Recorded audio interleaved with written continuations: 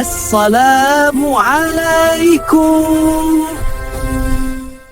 একদিন দুপুরে রোদ ঝলমলে দিনে রাকিব আর আরিশা খেতে বসেছে।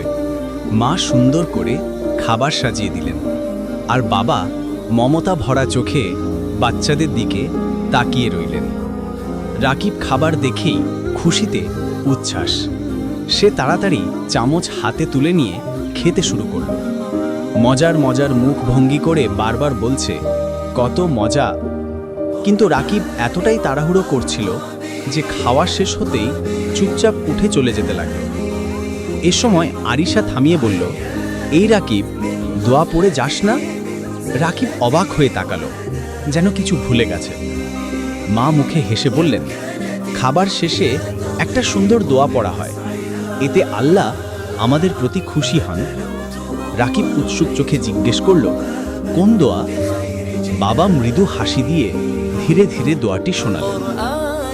আল্লাহুম্মা বারিক রানা ফিমা রাজাক্তানা ওয়াকিনা আযাবান্নার।